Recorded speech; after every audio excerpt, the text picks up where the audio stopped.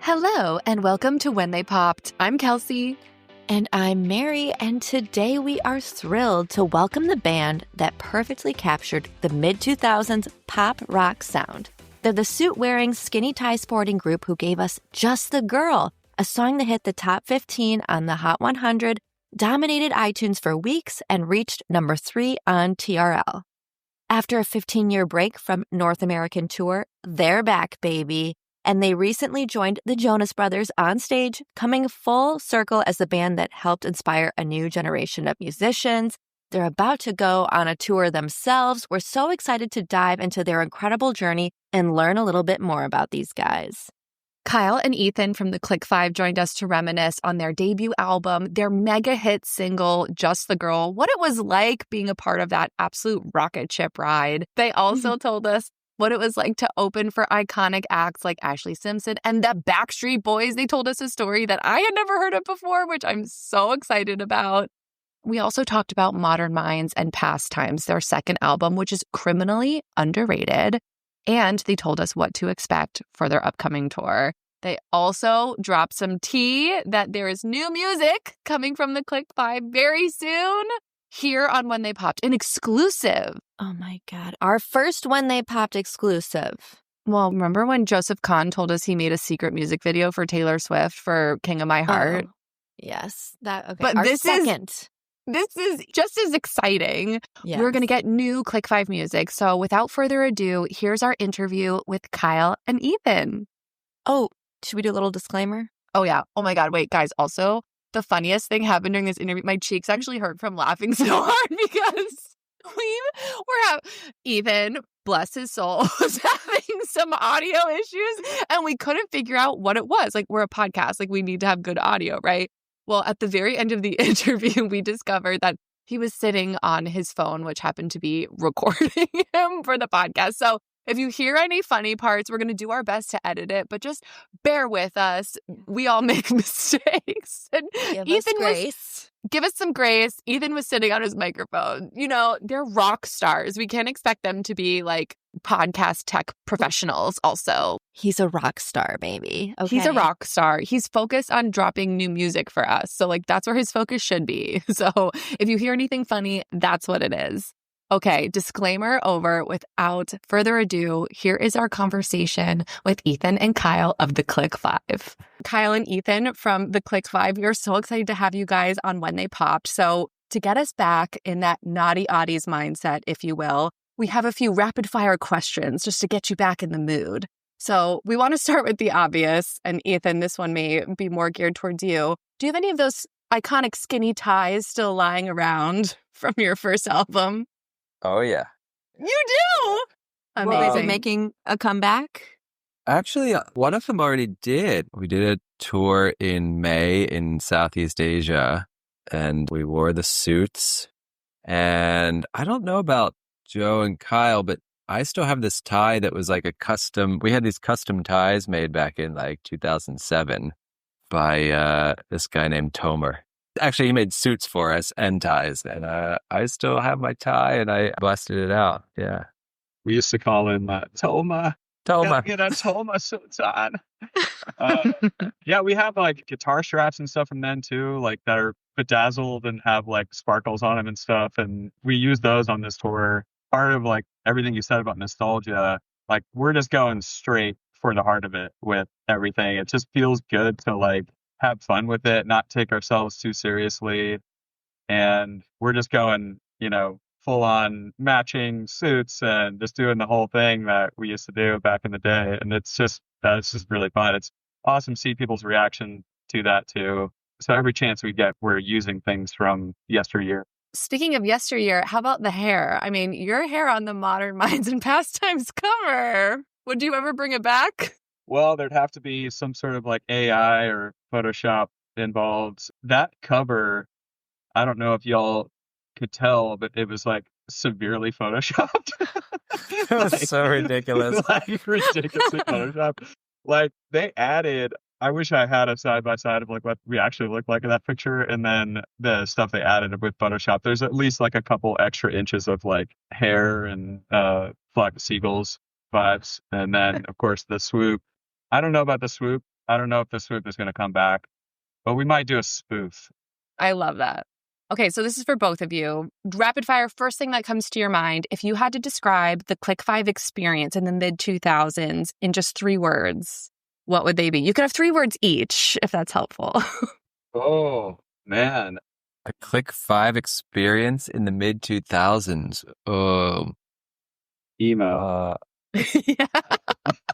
I think we were surrounded by emo. We didn't even know it. We were so not influenced by emo music, but we kind of became emo just because of it being in the world and being big. So emo is definitely one. I'm going to say polar, like polarized sort of. Like we had these hilarious experiences where we'd go to Asia and like would be recognized anywhere we went. And like we'd go to like the airport and we made this like fake documentary one time called Band Behind the Band. I don't know if you ever saw that. And like it would be like on the TVs in the airport. It was madness. And then we'd come home and like we'd be, taking our own trash out. Nobody knew who we were, Yeah. On that note, you guys are like huge in Asia, aren't you? Yeah. Like Ethan said, we just went back there and it was almost like it's bigger now than it was back then too, which is so cool. Taking about 15 years off, 12 or 15 years since we played in Asia, to go back and to still have people like greeting us at the airports and have, kind of this crazy feeling of these amazing fans over there. It's just very, very bizarre. I think what's most bizarre about it is that we didn't promote it for that long. Like the whole time that it's been since really we disbanded, or the last time we were there, which I think the last time we were there was maybe like 2011 or 12 or something. It just went on. It just continued while we didn't. And then we were able to just go back and do these big shows there in May, and it blew our minds. I mean, we did not believe that was reality, Yeah.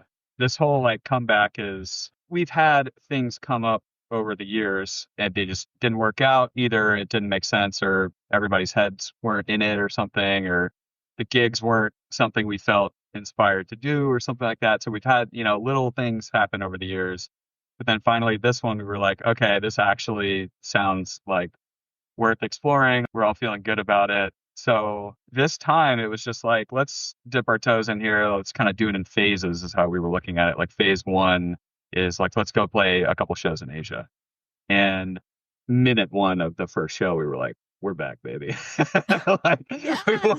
walked out. We were like, just like playing music to a crowd that, like Ethan said, it's had this like extra time for more people to learn our songs. And funny enough, most of the people at all of the shows had never seen us play before. We started asking from stage, we're like, how many of you is this your first time seeing us play?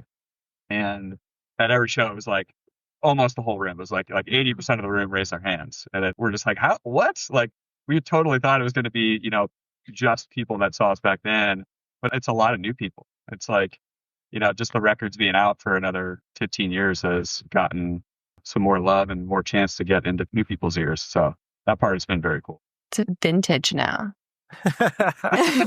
Vintage. Well, nostalgia is so in right now. And so that makes so much sense to me. I would love to get a little bit of your origin story, the beginnings. You guys met at Berklee, is that correct? Yeah, we were students at Berklee College of Music, and we were the ones who we didn't have the discipline to spend all day in the practice rooms. But yeah, we were like playing in bands. We met a manager. Joe and I met this manager through this other band we were playing in, and he told us this idea that he had of like a rock and roll boy band. And when we first learned about it, we kind of wrote it off. We were like, that's not really what we want to do. And then when our parents heard that we turned down an opportunity, Joe's parents and my parents were like, you're calling him back. And so we ended up working together, and it took a little, time to like fashion it into what it became. But eventually we convinced, his name was Wayne. We convinced Wayne to let us like bring some of our friends into the picture that we thought would be good in the band. And it was, I don't know, maybe a few months in the making. And then we were off and running with like an idea and, sort of a guiding light of what might work. But at that time in our lives, we hadn't actually done anything that we could really know if it would work or not. So like it was all just sort of, inflated egos and believing that like all we have to do is be awesome. And I think we've since learned that things aren't always that easy and that there was a lot of luck involved. But we signed a record deal. I mean, I graduated in August of 2004, and I think in October signed with Atlantic Records. So it was sort of like an absolute dream. But, again, like I don't think I had any real perspective on realizing how much of a dream that all was. Other than the fact that it was just like very much everything I wanted to do. I mean, that part, it was a dream, it was like, this is incredible that I'm graduating school and making a record and then going on tour and, all of the things that were involved with being in a band. And then things didn't work out with our first singer. And so we parted ways, I think, like at the end of 2006. And we met Kyle around that time, who was at Berklee, but a couple of years behind us. We hit it off right away when we met Kyle, and he was in another band, but also at school. And I think when this opportunity came along, it felt like, okay, well, that's also what you were at school to try to do. So like, can we yank you out of class and like join our band and make a record and go on tour? And that's when we made the second record, Modern Minds, and then toured with Kyle. And then that's about the time that things blew up in Asia. We went to Asia, I think, once on the first record cycle, but then it was the second record cycle that things really took off there. They really did take off from there. What a story. I'd like to pivot a little bit to dive into your image a little bit more. We kind of talked about it a bit in the opening, but like the suits, the skinny ties, matching, the hair. Was this an image that you guys were going for? Was this something that management was pushing? What's the backstory behind the Click Five's incredible look?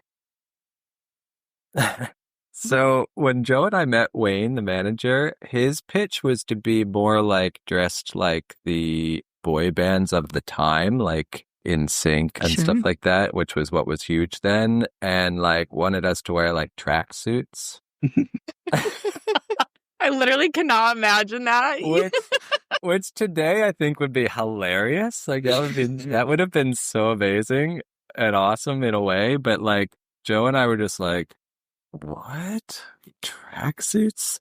So then we were like, I mean, we were huge Beatles fans and 60s things in general. We loved 60s pop culture.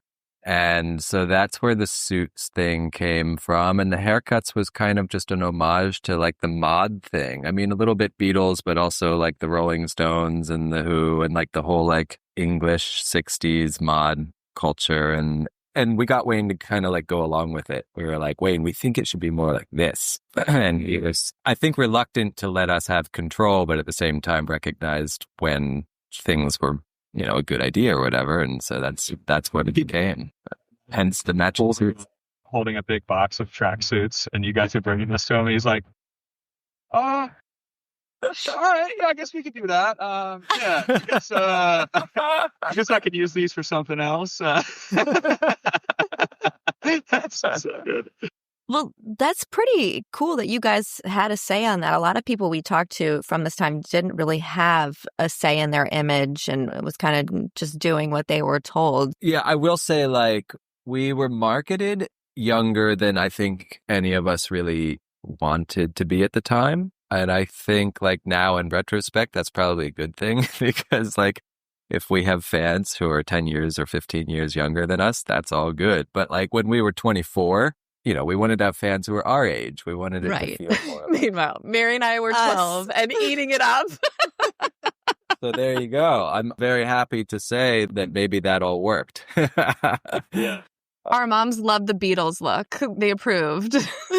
So for your first EP, you had some pretty iconic collaborators right out of the gate. You had Paul Stanley from Kiss, Elliot Easton from The Cars. What was that like, knowing you were able to work with people like that right out of the gate?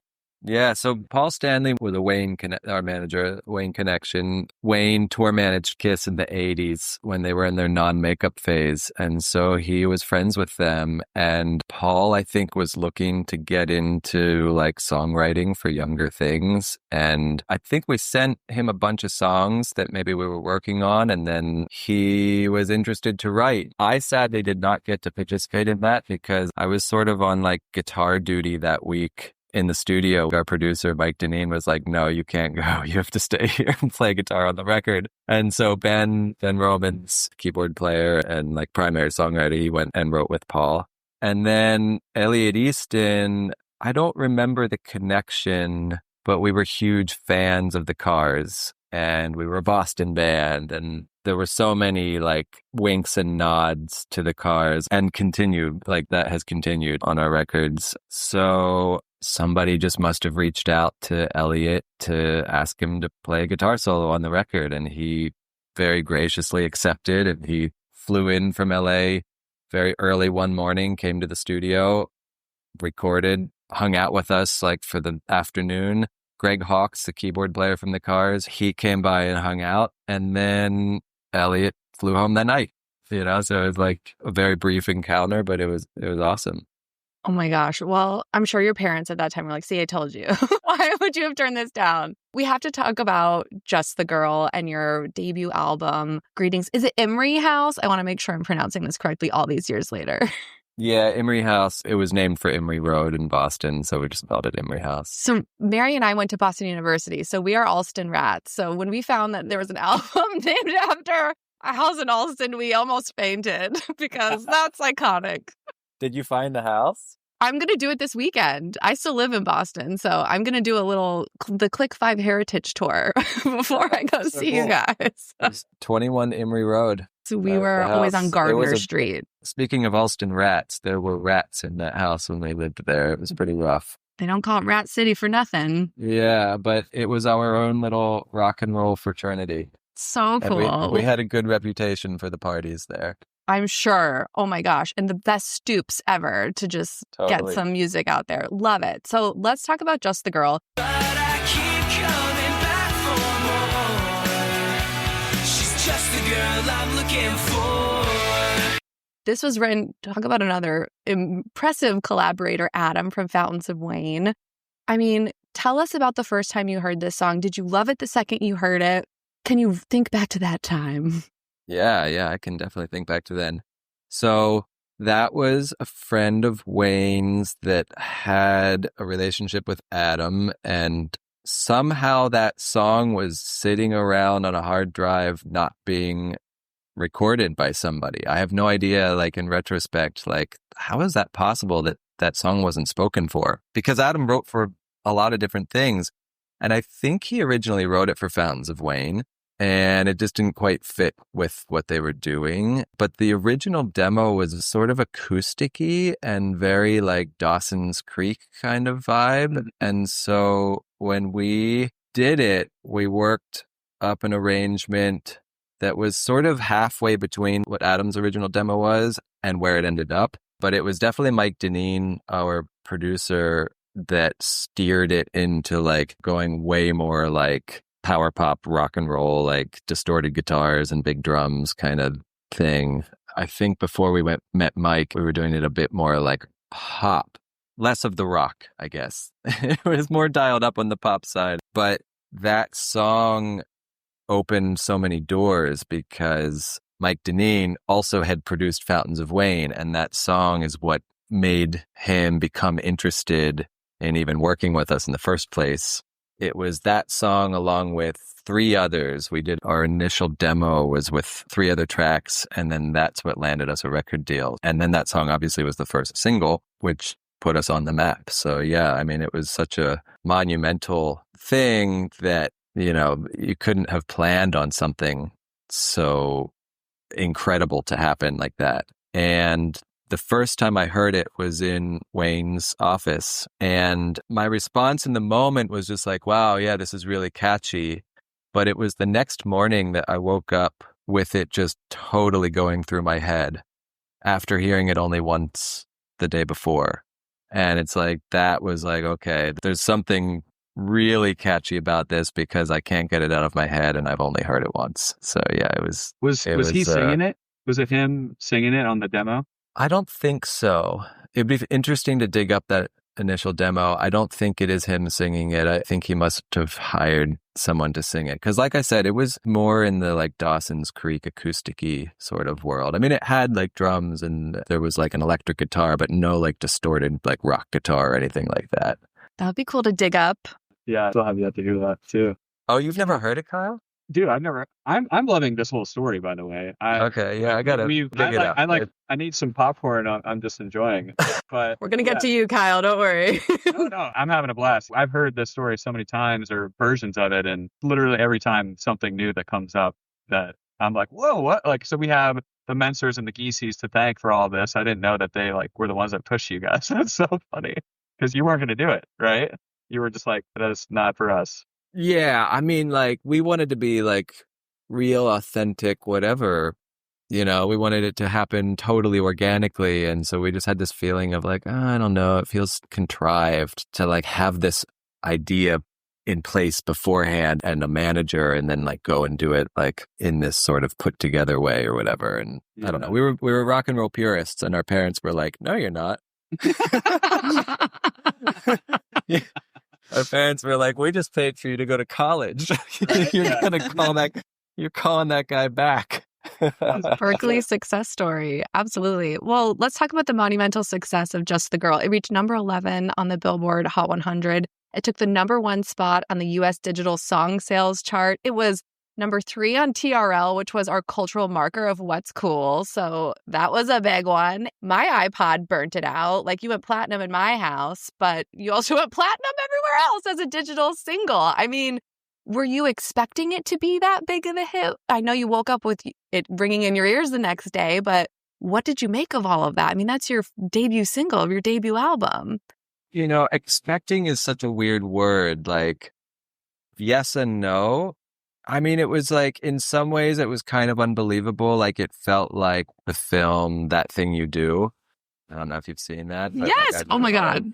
Like, I loved that film when it came out. I think I was like 14 when it came out. And I watched it so many times. And like, when things started to happen, just like remembering like the scene where the song is like climbing the Billboard chart or whatever, like we were on tour at the time and we would just check like every day when it started to chart. And it just was like moving up and moving up and moving up. And like, it was both unbelievable and at the same time, I think we had such hilariously big inflated egos that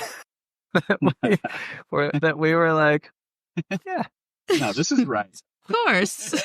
I mean, you know, we were like 24 years old or 20. I think I was 23 and, you know, had a huge chip on the shoulder. So in that same vein, your album also did extremely well. It debuted at number 15. It was the highest ranking debut for any pop or rock band that year.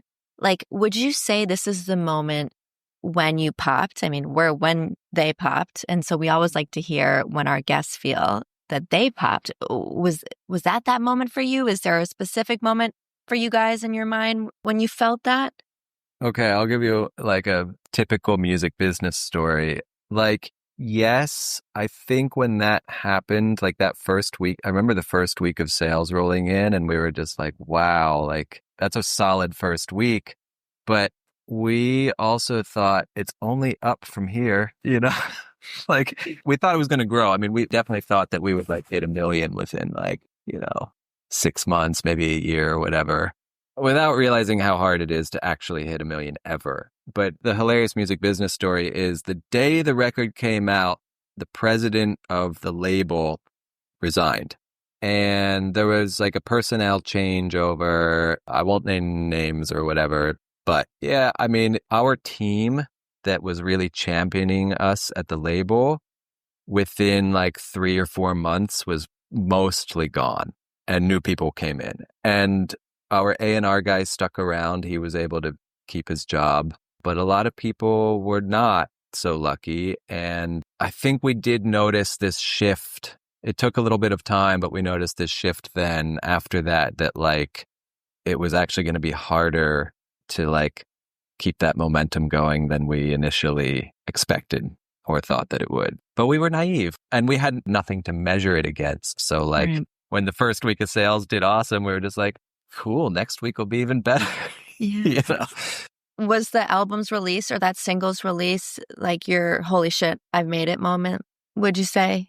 I don't know if there was ever that moment, to be honest. I think like there's so many different pieces to the puzzle or to the pie for it to feel that way. And like, I don't know that everything converged at the same time in a way for us to ever, for me personally, to ever really feel like I have made it, and I still don't feel that way. I mean, like in certain ways, I think it's remarkable, what has been achieved, what we've achieved together and stuff. But I actually can't say that I remember having this moment.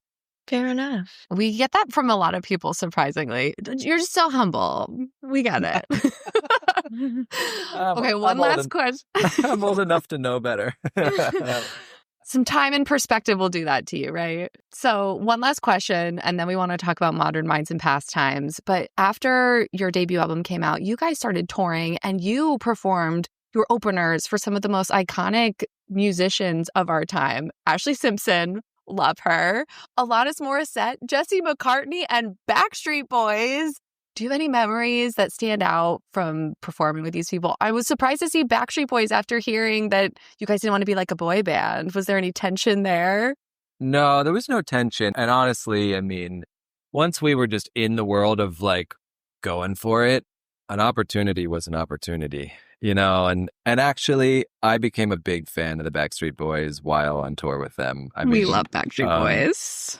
I can't say that I really was before that. It just, like in high school, it just wasn't my thing.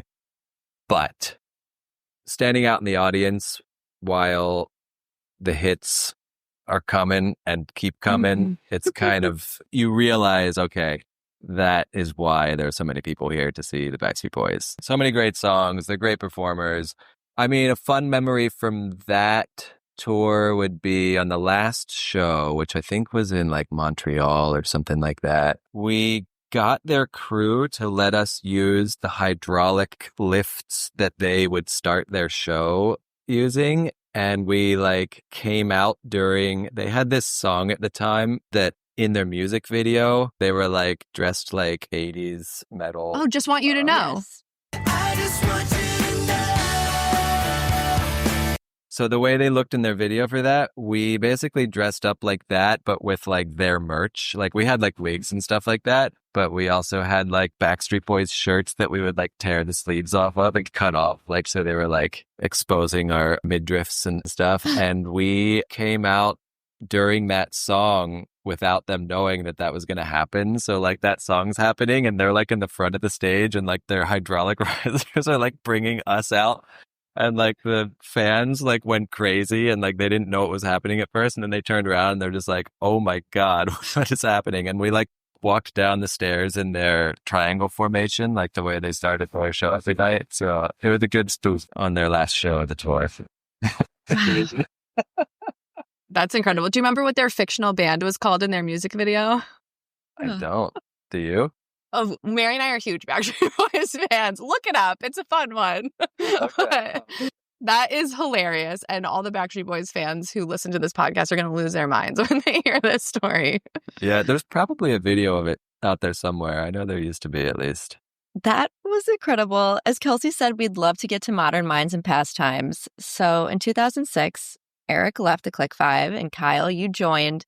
What was it like joining a group that already had found so much success already? It was extremely exciting.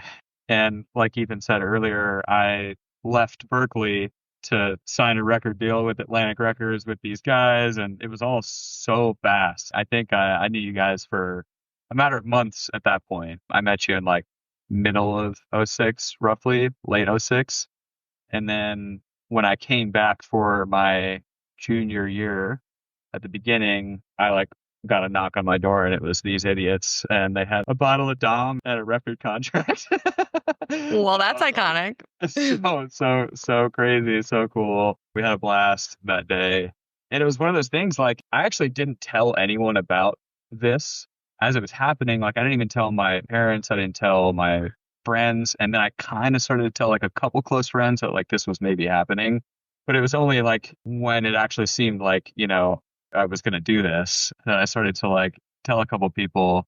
So I had this special feeling of like it was just my thing, like my like little knowledge that I had of it. And so I had this cool moment with this opportunity for a couple months. And I think very fondly of that time. And it's kind of taught me some things about how I handle opportunities in life since then, because you can only, form your own opinions about these things. And when you start to get a lot of people involved and just get opinions from a lot of people projecting their own lives on your situation, and just, I feel like I learned a lot from that time. And that was the first time I ever did that, where I was like, you know what, I don't feel right about bringing anybody else into the mix on this. And that was the right call. But I mean, it was immediately, leaving school. I had worked basically my whole life as a guitarist to get to the point of being able to even get into Berklee. A school like that is difficult to get into. And I took guitar lessons since I was 6 or 7 years old, something like that. It was like my goal to go to a school like that. So to leave was pretty crazy. And to leave my band, I was in a band at the time, fronting another band that was from my hometown in Georgia. And we were just kind of starting to get some like interest from labels and like doing tours in our regional. We kind of started to get out of Georgia, and then we were like regional. It was in this like growing period. But then something like this comes along and it's just like a no-brainer. It's like, okay, this is very serious. This is not to be taken lightly. And all of my teachers were like, dude, get out of here. Like, this is why you go to the school, to get something like this. So, I mean, it was, life-changing. Still to this day, the best decision I ever made, easily. I mean, Ethan and I both, we have been making music for all the years we've been dormant as a band too. And being in the Click Five and going into that process of making records and stuff, I was a kid in a candy store. I mean, it was one of the coolest studios in the country, with just like endless guitar amps and all old vintage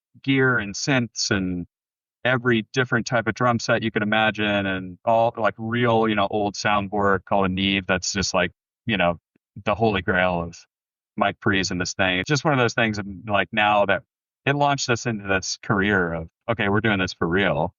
And now Ethan and I both are producers and mixers, and that's what we do because of that experience. So it was immediately life-changing. And I learned so much from all these guys, and kind of got into all these songwriting sessions, and just really shaped who I am today, those, few months, which is wild to think about. But yeah, I mean, that's the kind of grand feeling I had. On the other side of it, it's extremely daunting, to be honest. I mean, a band that already had success and they're replacing their singer. It's like, I got a lot of like hate mail at first. I got a lot of like hate comments, and still to this day is like had an effect on me, a negative effect on me that I have to work through. And now with so much time passed, that feeling has subsided, and there's still comments about that to this day. Every time we do something, there's still like, a couple of people might mention something. And it just is what it is. Like, you make a switch up like that, like kind of right after a big hit song, there's going to be a certain percentage of people out there that don't like that.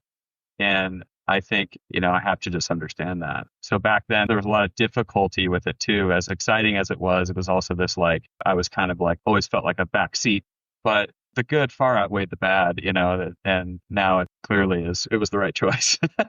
Yeah, we're just having a blast. And did you guys mesh as a band right away? Like, did you feel like the sound or the dynamic changed a bit, or how did you guys gel off the bat?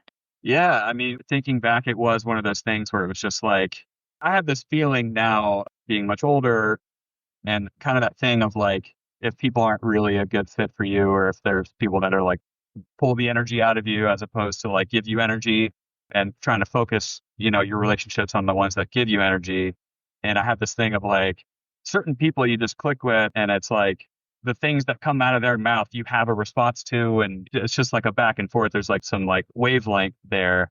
And it felt that way with these guys immediately. And I don't think I knew it at the time, but it was just very comfortable. The jokes were landing, and it was like, we all like were laughing at the same stuff, and we just kind of fit musically. Like, I worked my butt off on the songs they sent me to learn, and came into those initial rehearsals as prepared as I could be. That paid off, and I think they really liked what it sounded like. And granted, it was different. It was definitely, different than the Greetings from Memory House record, that just, my voice is different than Eric's. So it felt like this new thing, but I think because of that, everyone was excited. Absolutely. There was also kind of a style evolution too. You guys weren't matching anymore. Was that intentional? You wanted to kind of go in a different direction with the look? Yeah, I think this was a big issue that we thought we had at the time of, like Ethan was saying earlier, of like kind of running away from, which we all think was a bad decision now. But back then, we were like running away from the Disney image and thought the matching suits weren't cool anymore. And we like really like took a hard turn the other way. Even like our live shows were like way more rock and roll. We had like several songs where we like jammed for like 10 minutes, which is cool in certain settings. But like as a pop band, it's just like certain things back then, choices we made right when I joined the band, now in hindsight, probably didn't really make sense with the type of band that we were. But I think we needed to do those things to kind of, figure it out. And it's just like an evolution of where we are now. And now we have like little touches of those things that make sense. But yeah, the matching thing was like one of the first things to go. I think when I joined the band, it was like, we're going to be like cool now, but it's like we all looked exactly like Panic at the Disco in our photos, and we tried to be different, but it was like the matching thing is iconic. I mean, it's very iconic, and now we see that and we're like, let's do that again. Like that's our vibe now. Is like it's a thing, it's eye catching, it's memorable. Like so, we're just leaning into those things now. It only took 20 years. At least you came around. Than never. Yeah, better late than never. I'm with Mary on that. Well, I have to fangirl for a second over your second album because it's my favorite Click 5 album. I just think it's so criminally underrated. Like, I asked my mom if I could change my name to Jenny because of your song, Jenny. I wanted to be called Jenny. Jenny, you got me on my knees. Jenny, it's killing me. I'm Getting Over You was in my AIM profile for like a year.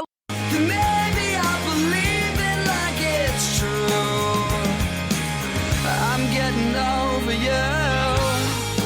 You guys were that band for a whole generation of people like us, and we feel like it's criminally underrated. So we wanted to ask you, is there a particular track or album moment that you feel like never really got the spotlight it deserved? For me, that answers this entire album. Oh, thank you. Wow. That's so awesome to hear. On that record, I love this track called Addicted to Me.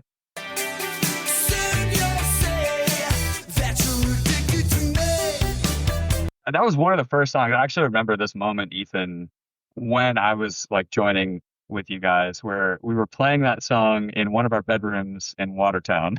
And we were working on an early demo of that song, and I had just sang it, and you were like, we found our singer, man. Like, this is it, man. And it's just such a cool, like, 80s romantic vibe. I deeply love that song. That's always been a standout. And then Mary Jane, that one's a sleeper for me.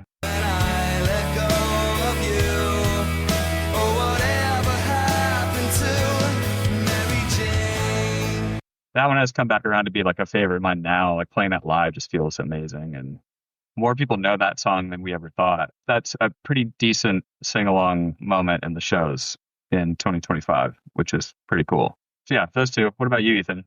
So Addicted to Me was one of my favorites at the time we were making it. That song took a long time to write because Ben and I started it like backstage at a show, which is where a lot of songs started because we were on tour a lot. And we had this whole other chorus for it that didn't quite feel like it went with the rest of the song. And so everyone we played it to was like, man, I love the synth hook. I love the verse, but then the chorus just doesn't quite work or whatever. And then I remember like eventually wrote a chorus over the same riff as the verse.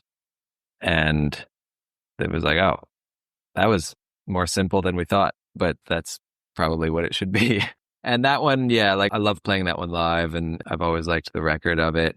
The other ones, I mean, you mentioned I'm Getting Over You. I mean, I had higher hopes for that song, you know, to like be a single or something, which I don't think it ever was. But I feel like there's a lot of emotion in that track and in that vocal. And I remember when we were in the studio making that one, Kyle, like one of those nights, like at the end of the day when we would just be like, let's hear some of the stuff we've done this past week or whatever. Because like we were in the studio every day, like for 10 hours a day ish, you know, maybe sometimes 12 hours a day. Usually it'd be like 11 to 11. Most nights at the end of the night, we would just be tired and we'd go home. And, you know, usually on like a Friday night or whatever, we'd be like, let's like sit on the couch and listen to like where things are at. And I remember that one being like nearly done and being like, oh man, this is going to be a big song, you know, It's so good. Which didn't happen. But for today, I've come around to really love Flipside. I'm still broken, but I'm free. I'll see you on the flip side. Playing that live is like really, really fun. Like just the energy of it, the pace of it, and the sort of like uniqueness, I guess, of the different parts, you know, like how it's sort of like hey ya in the verses.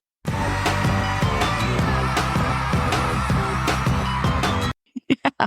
And then the choruses are like sort of like something that Green Day maybe would do, but with like a Coldplay drum beat. And I don't know if we were consciously drawing on those elements so much as just it was stuff we were probably into and it was just coming out that way. But yeah, I really like that one. Like when we were rehearsing for the tour in May, I was really, I mean, I was enjoying playing all of them because it had been a long time since I had really listened to stuff. But I remember that one kind of standing out like, oh man, this is awesome.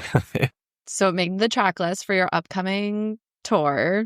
How about All I Need Is You? Is that one going to be on there? Because I really love that one too. We actually toyed with starting the set with that. I won't say whether or not we are going to go with that or not. We actually haven't talked about our set list for this tour yet. Probably need to do that. But we're probably going to do a few different things than we did in May. Just, I think, probably more for our own sake of just keeping things exciting. But we had a great set list for these shows we just did. So again, coming back to this overall mantra of like, you know, giving the fans what they want, like we just asked people, what do you guys want to hear? And we were very, very surprised to hear those responses. And that definitely changed our set list up because of those comments. We made a lot of changes based on what we should and shouldn't include. We're thrilled. You guys are kicking off your tour. You really should get on that set list because it's coming up soon, you guys.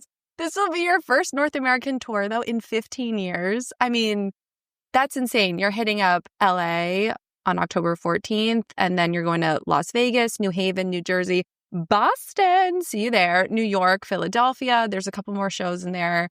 I mean, what inspired you guys to go on your first tour in 15 years? I think it was like the first phase of doing those shows in May where we just immediately were like, yeah, this is awesome. This is really fun. Ethan, Joe, and I have completely, this has become our priority again in a very short amount of time. We first started having a phone call about those shows in like November. So it hasn't been a year of us being active again. And about half of that was just kind of like prepping for those shows, which by the way, that was a mountain of work to awaken everything and just get like kind of everything modernized to where we can play a show in today's landscape and have it sonically work and be exciting and come up with, you know, different covers and ideas to keep things fresh for people. And then on top of all of that creative stuff, the like equipment side of things, my like in-ear monitors were like from 2006 and they're like total pieces of junk and we all needed to like upgrade all of our stuff. And there's so much that went into the prep of those shows. So that was this like huge release when we finished that, like, oh, we did it. And the shows were awesome. They like went amazing. So once that phase one was just like, for us personally, was like a hit, we were like, why would we not keep doing this? So we have just been going like full on. We're just saying yes to stuff, you know, and because of doing the shows and kind of, you know, showing that we're back, we've had quite a few opportunities come up from that. And we're just like, you know what? Yeah, like we can make this happen. Like, let's do it. We're coming at it from this place of like, let's go have some fun because this is fun. Being in a band is fun. And we all kind of missed it hanging with our buddies and playing music. What could be better than that? So I think the American thing was just like, absolutely, let's continue it. And we intend to do more in the future. That's the whole point. I mean, we're back and these shows are kind of our first thing hopefully we sell a good amount of tickets and it goes well and the shows are fun. And I'm assuming they will be, and we'll keep doing it for the foreseeable future. Yes, us Florida fans down here are hoping you will make the trip down south. But in a final question, you mentioned saying yes to things and cool opportunities. And you guys did just join the Jonas Brothers on stage. They cited you as a reference and inspiration for their own music. It was so inspiring for us. I went on to influence a lot of our music. And we just saw recently they were playing shows again. And I couldn't believe it. I was like, what? We were looking at each other and we have to get these guys out here. Can you tell us how that came to be and what that experience was like? Yeah. Wow. That was a career highlight, 100%. Chaos in the best way. Joe DM'd me on Instagram, and so I actually didn't follow him at the time. I'm so sorry, Joe. Now I do. But I didn't follow him at the time, which is very strange. And his message came into my requests or whatever. And I very, very rarely look at those. And just for some reason that day, I woke up, I was in bed, and I woke up and I just happened to like click over there. And he had sent the message the night before. So I didn't get it right away, but it was like pretty, recent. And I saw his name, and it's one of those things I was expecting it to like be spelled like Jonas with 2 N's or like some like weird spam account. And I was like, there's no way this is him. But then I looked closer at it, and then I like clicked on it, and I was like in my like half asleep stupor. I was like, I showed my wife, I was like, Jonas DM'd me. What do you think? And it just said, hey, what's up, with like the waving. Or he said, hey, question for you, with like a waving waving emoji. And I was like, what could this possibly be? And I wrote back, I was like, yeah, oh my God, what's up, dude? Great to hear from you. And he sent me a video that was essentially like, hey, remember me? Our bands have so much history together, and we're doing this thing. We'd love to have you guys come up and be one of the special guests. And my mind was blown. Immediately told these guys, we're all like freaking out. Speaking of that thing you do, that like moment where they hear their song on the radio and they're like dancing in the street. It was like that feeling. I was like freaking out. My wife and I were like literally screaming in our house here, and just crazy exciting. And he was like, can you guys be here tonight? I don't know where you are, what city you're in. Can you be here tonight for our show in DC?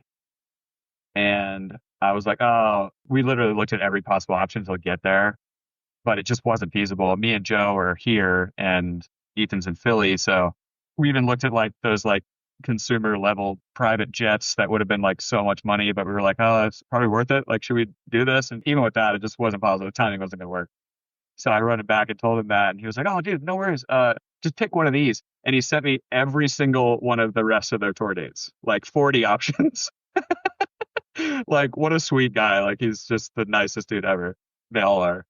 So we, thought about it. We were like, should we do the Boston show? We like almost did that one.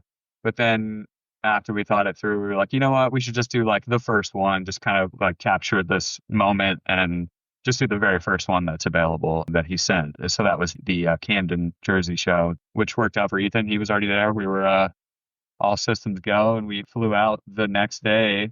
And it was one of the best experiences of my career. I mean, we all were just like blown away by how sweet they were and how talented they are. Like, they legitimately are like very, very good at what they do, and great writers, and the whole crew was just insane. The band was like just the nicest people, and you could tell why they are where they are.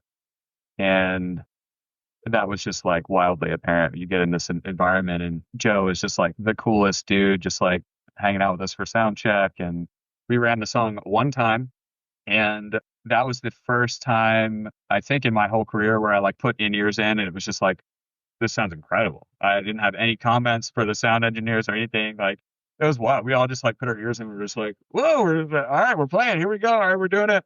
So it's just like, couldn't have gone better kind of thing. And speaking of Just the Girl, like, from the outside, not having been involved in that recording originally, I mean, that song is just an absolute certified banger.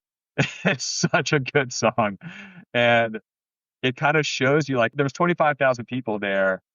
And I would say a fair amount of them probably knew the song, but didn't know our band name and didn't know, who we are personally. But they started to hear the song and they're like, wait a second. Yeah, I know the song. And then by the chorus, the whole place is singing along, like 25,000 people screaming that song with no warning that we were going to be there. So it just kind of goes to show you like how much of an impact that song had and still has. So it was just magical, just freaking magic moment. Thank you to the Jonas Brothers. Seriously. Smart PR move on your end for picking the earlier date. Very smart. Right? I think in hindsight, we probably could have done a different one. Seeing now, as it's played out, and they still just had, guests at every show. But yeah, it was one of those, you just never know if some opportunity is still going to be there tomorrow. So love it. It's like, let's just, we'll fly tomorrow. All right, we'll fly in the morning. We are so grateful you guys blessed us with that performance. We're so excited to see you all on tour. And thank you so much for coming on When They Popped. We're obviously huge fans of you guys. We grew up with your music as the soundtrack to the most vulnerable years of our lives. So when you described yourselves as emo, I would absolutely agree with that personally. But thank you, Kyle. Thank you, Ethan. We're so grateful for your time. You are so welcome. Thanks for having us. And we want to leave you with one last tidbit of exciting information, that we just got back the final master of a new Click 5 song that is finished, and we're going to be putting it out. We haven't said this yet publicly, but we're putting it out very soon to coincide with our tour. A new When They Popped exclusive? New song. Brand new, yeah. Will it be out by Boston performance? Because I need to learn all the words. Yes. It should be. It should be. We're doing this like so quickly. So we're still finding out details in real time here. So like we were saying, we're just saying yes to stuff and riding the wave here. And we're going to put the song out. We wrote it about like all of this nostalgia that's happening. So it's kind of this somewhat of a period piece from back in those days, but meets 2025. It's like us in 2025, but kind of talking about some of our nostalgic elements and pulling out every Click 5 musical trick we can come up with. And, it's a really fun song. And I can't wait for y'all to hear it. And everybody. Yes. Oh my God. I'm We're so excited. Oh my God. Should we expect a 10-minute guitar riff? Go up. 10 20. second. Yeah. Oh my gosh. We cannot wait. You guys, congratulations. This is the best news we've heard all year. Thank you guys We're so for excited. breaking that announcement on When They Popped. Oh my gosh, you heard it here first. We're so excited for you guys. Well, our eyes are going to be peeled on your Instagrams and social channels because we can't wait. Yeah. Awesome. Well, thank you guys so much again. Have a great evening and see you in Boston. Excellent. Will we see you also, Mary? I'm going to try. Well, Mary's oddly in enough, Florida. I think Florida is so far the highest mentioned state that we are not going to yet. So Okay. we're already talking about more shows in America and more cities. That's already in the works in the background. So if everything goes well, these shows, their intention is to just get the ball rolling. So Amazing. hopefully these go well. So anyone watching this, like, please buy tickets to the shows. It really will help us keep this thing going, keep the comeback rolling. And we want to come to every city in America and every country. We're back. They're back, baby. I'm wearing my Juicy Couture tracksuit and I'm bringing all my girlfriends. We are going to go full 2005, 2006 with this. That was hilarious. And I cannot believe we're getting new Click 5 music. And I'm also a little embarrassed because I think I fangirled a little too hard. I think they loved it and appreciated it. Like, no. I undersold how much I loved that second album. Like, it was my first high school breakup. That whole album just was my North Star guiding me through it all. So I was so excited to get to talk to Ethan and Kyle. I was also dying at their Backstreet Boys story, Mary. What like a fun little nugget that we just did not expect at all. So for those of you who weren't sure, Backstreet Boys have this really funny music video for their song Just Want You to Know from their Never Gone album. Some fans may say it's one of their best songs ever, aka me. I'm the fans. And they have this hilarious music video where they pretend to be like these 80s hair rockers, and they're in a fictional band called Sphincter. I could not bring myself to say that word in front of Ethan and Kyle. But how funny that they did their own little version. I love that. I love that. I loved them. What a gracious, wonderful, humble duo we had on tonight. One of my faves. I'm hoping they make their way down to Florida. If you guys haven't bought your tickets and they're coming to a city near you, what are you doing? It's going to be so fun. Like, think of all the dancing that you can do. Think of all the head banging that you can do at the Click 5. I can't wait. Make sure you're following them on Instagram at the Click 5. So you can see any tour dates, you can see any new music announcements. And we're just really grateful to Kyle and Ethan for joining us tonight. What a fun experience. Oh, thank you guys for listening. We love you so much. Have a great rest of your week. Bye.